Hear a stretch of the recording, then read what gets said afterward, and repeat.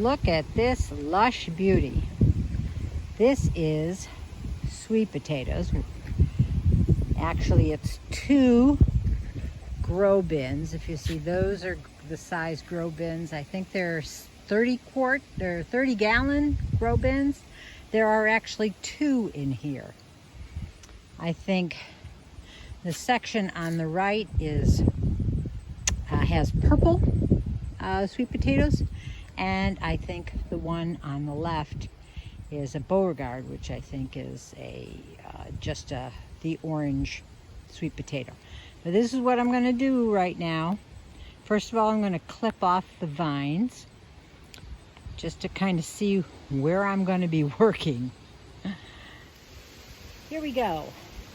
And so I'm going to be attacking this sweet potato vine. I think I don't know how many slips I put in here.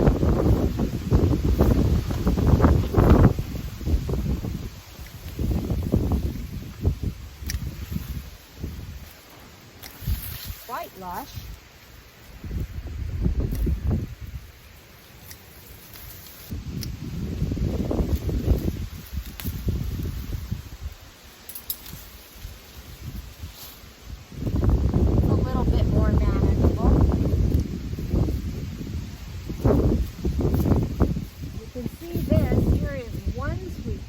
This is the one that I put in, that I got the slips from.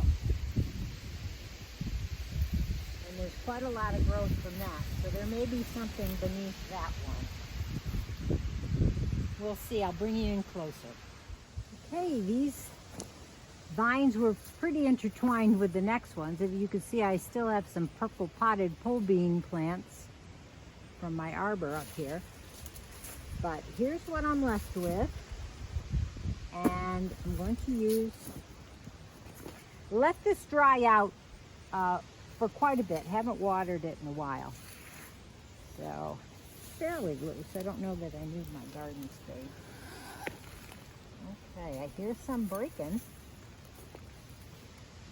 Oh, there's a tiny little one.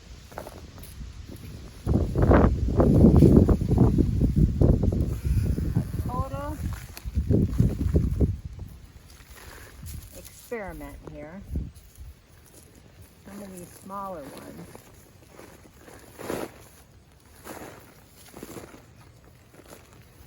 I'm getting lots of fibrous roots here. And from the main plant, it looks like I'm getting some great looking ones here. Okay, let's see. Can't rock this guy off a little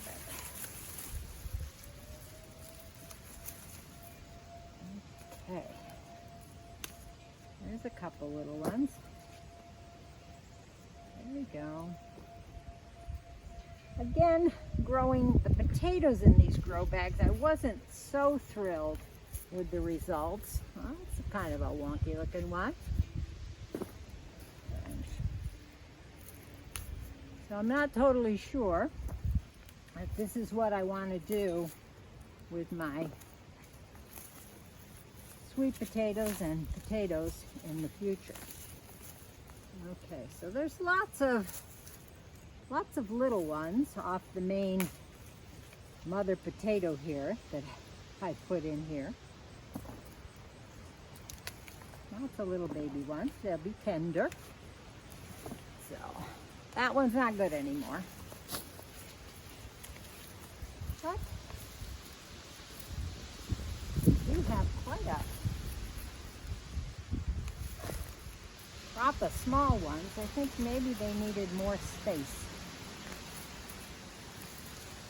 But this one wasn't quite, well, they were reaching down towards the bottom. Maybe they needed more spread out space. I know sweet potatoes all grow from the potato slip itself. White potatoes and red potatoes are more, they have a more spread out root system, whereas the sweets will grow deep and center.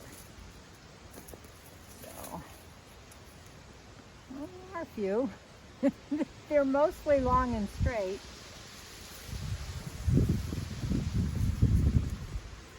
And small.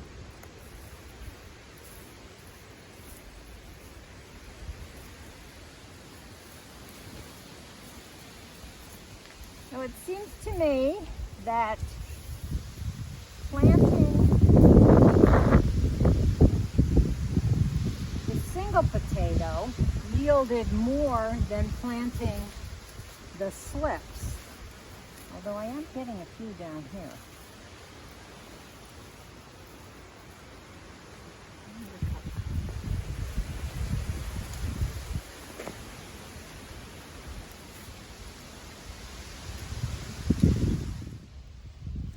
Well, here's the harvest out of one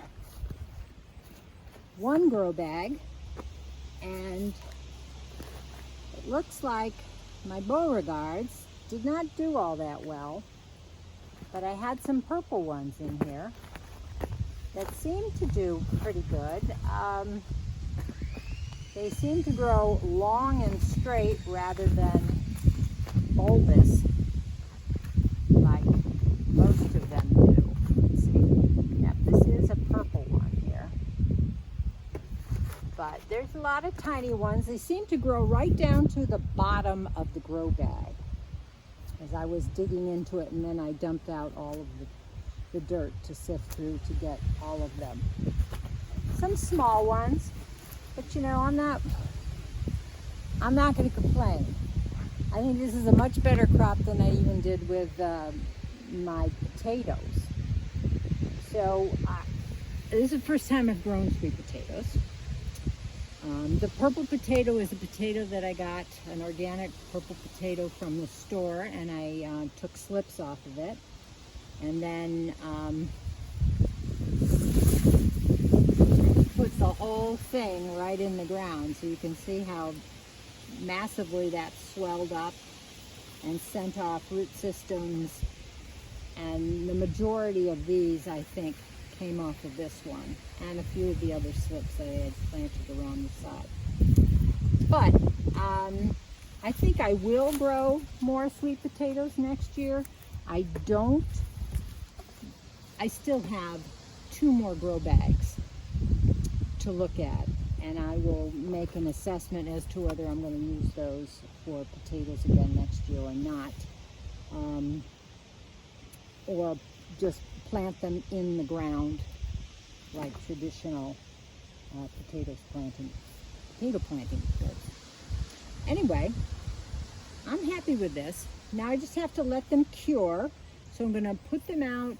Today's a sunny day. I might just let them sit out and cover them with a little bit of a tarp. So you're not supposed to let them stay in the sunshine exactly. But we need a dry place. Oh yes, I do have a very good idea. So I will show you that coming up. This would be a curing rack that I have to design and a special place to put it in.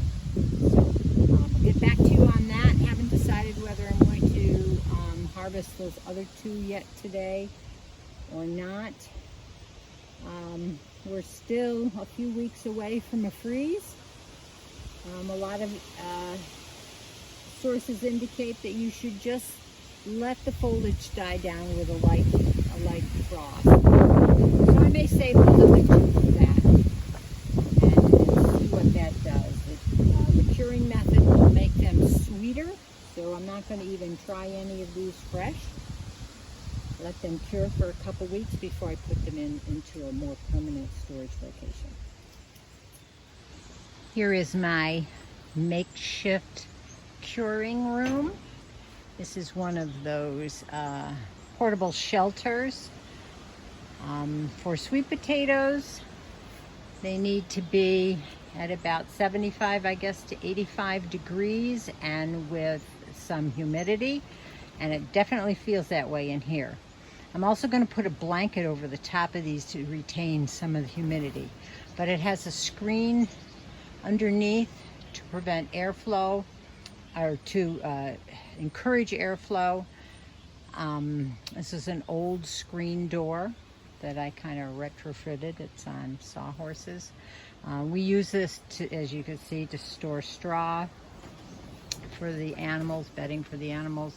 And also I hung my sunflowers up here. I'm hoping that's going to solve my problem of molding with the sunflowers. They seem to be doing well. They seem to be drying fine without any sign of mildew or anything like that. But anyway, it was my hopes to be able to fill this entire rack with sweet potatoes. I don't think that's going to happen, but perhaps next year as I try something new to grow more root vegetables. Anyway, so this is what I've got, and keep following me along on my journey here to be more sustainable. So if you like this video, please like, subscribe, pass it along. Send your comments. I'll try to answer any questions that you have. Thanks for coming along. I had a question on the garlic.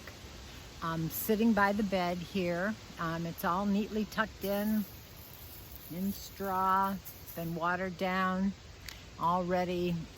Hopefully it starts sending out its roots a little bit. Should have mentioned that the fertilizer I used was bone meal, which is higher in phosphorus than any of the other three, the nitrogen or the potassium. That's going to promote good root growth, which is what it's doing now. It's a bulb plant. It spends its life underground, and then, you know, the shoots, as soon as they form in the spring, that's when it probably needs some more nitrogen. But right now it's going to concentrate on giving itself a good root system. Anyway, I had a question about when to harvest garlic. I did think I covered a little bit, but this is the beginning of the life cycle of garlic, planting it in the ground.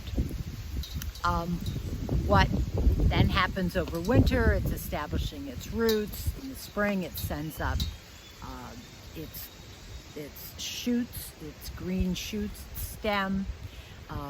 This is a hardneck variety, so it's going to send up a flower stalk, which is called a scape, and on that is a flower bud. If you leave it to grow, then it will flower and produce seeds. I cut it off because I like to use it. Soft neck varieties don't have that.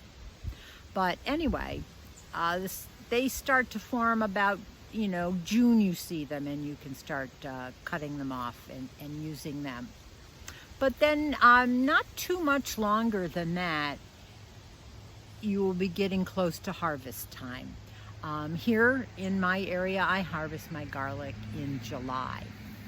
And a way of visually figuring out when it's time to harvest, instead of digging them up and seeing what they look like, is when the bottom leaves start to brown and get a little wimpy, and they're brown, the yellow, and they're losing their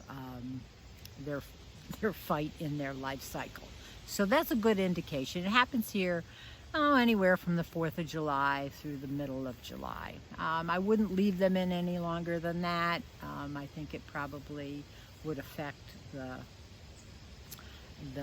garlic taste and the whole bulb itself. It may be then prone to nematode damage, insect damage would attack the bulb and stuff like that. But that's a good indication, is those lower first set of leaves or second set of leaves. That's a good indication of when to grow it. The soft neck variety, same thing. They don't send up a flower stalk, at least in the first year. They do in the second year. And so I hope then that helps. And of course, after you harvest your garlic, it's very important to let it cure for a couple weeks. I usually set it out in the sun and try and keep it out of the rain. Set it out in the sun, let it harden, let the outer shells form that real papery layer over it, and then store it as you would any long-term storage. People often keep it in their kitchen. Kitchen is very high in humidity and it's very warm and there's oils, and I would do one head of garlic in the kitchen at a time, and then grab it out of your root cellar or wherever a more preferable, cooler location is for storing those types of vegetables. Anyway, but as I sit here by my garlic patch, I can look over and you can see the changing of the leaves on the red maples here. So we are getting into fall. Today's supposed to be almost to 80, so that's certainly not a fall day, but we do have cooler nights and cooler days coming.